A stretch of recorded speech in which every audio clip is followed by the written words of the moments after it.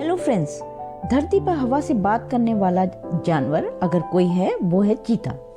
चीता दुनिया का सबसे तेज दौड़ने वाला जीव है जो सिर्फ कुछ ही सेकंड में स्पोर्ट्स कार जैसी गति 100 किलोमीटर प्रति घंटा तक पहुंच सकता है। इसके शरीर की बनावट बिल्कुल स्पीड के अनुसार बनी होती है।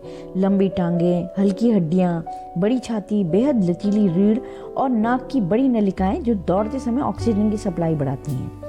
इसकी आंखों के पास काली टेयर मार्क्स होती हैं जो धूप में रोशनी को कम करके दूर का शिकार साफ दिखाती हैं। शिकार और जंगल कम होने के कारण यह भारत से लगभग 1952 में पूरी तरह समाप्त हो गया। आज प्रोजेक्ट चीता के तहत अफ्रीका से लाए गए चीते फिर से भारत के जंगलों में बसाए जा रहे हैं। व्यवहार की बात की जाए तो ये शेर बाघ की तरह शक्तिशाली नहीं बल्कि बहुत शर्मीला और शांत स्वभाव का जानवर है। अधिकांश समय अकेला रहता है, मगर नर कभी कभी 3 से 4 के छोटे समूह बनाते हैं जिन्हें कोलिजन कहा जाता है। मादा चीता अपने बच्चों को कई महीनों तक छिपा छिपा कर पालती है और धीरे धीरे उन्हें शिकार, छुपने और बचाव की तकनीक सिखाती है। चीता हिरण, काला हिरण, नीलगाय, छोटे बच्चे और छोटे जीवों को शिकार बनाता है, लेकिन तेज दौड़ में बहुत ऊर्जा खर्च होने के कारण अगर शिकार बच जाए तो चीता दोबारा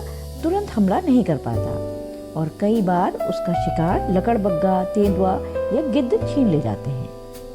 चीता जंगल में फूड चेन को नियंत्रित करता है, इसलिए इसे इकोसिस्टम रेगुलेटर कहा जाता है। दुनिया में कभी कभी हजारों की संख्या में रहने वाला चीता अब एंडेंजर्ड हो चुका है और उसकी संख्या घटकर कुछ ही हजार रह गई है।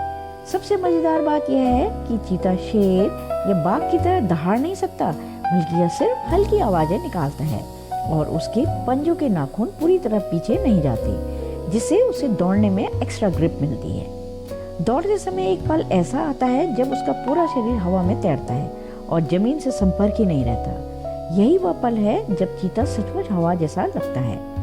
तेजी के बावजूद इसे बड़ी कैट फैमिली में सबसे कमजोर माना जाता है, फिर भी प्रकृति की गति, संतुलन और अद्भुत सुंदरता का असली प्रतीक आज भी चीता ही है।